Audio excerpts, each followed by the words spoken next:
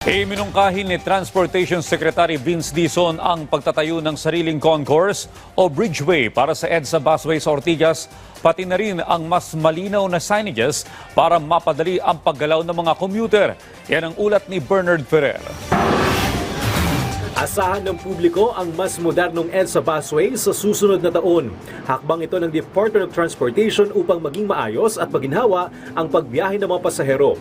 Sa unang araw ng panunungkulan ni Transportation Secretary Vince Dizon, personal niyang sinubukan ang pagsakay sa EDSA busway mula Ortigas patungong Monumento upang makita ang mga problemang kinakaharap ng mga commuter. Isa sa kanyang napansin ay ang iisang daanan para sa mga pasahero ng EDSA busway at MRT-3 na naging sanhi ng siksikan at kalituhan sa daloy ng tao. Dahil dito minungkahi ni Secretary Dizon ang pagtatayo ng sariling concourse o bridgeway para sa EDSA busway sa Ortigas, pati na rin ang mas malinaw na signages upang mapadali ang paggalaw ng mga commuter. Bilang modelo, gagamitin ng DOTR ang disenyo ng concourse o bridgeway ng isang mall sa North EDSA at ipatutupad ito sa iba pang istasyon ng EDSA busway.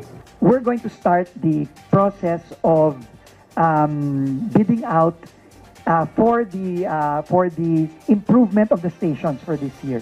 No, so there's budget allocated, and we will use the model station of SM North EDSA and SM Mega Mall. We will replicate those in all the other 21 stations. Bukod dito, napansin din ng kalihim ang hindi maayos na operasyon ng ilang timer sa EDSA busway.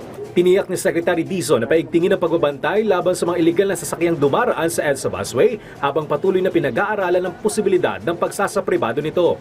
Samantala, naisumiti na rin ng kalihim sa Malacanang ang listahan ng 7 opisyal na mamumuno sa major sectors ng DOTR.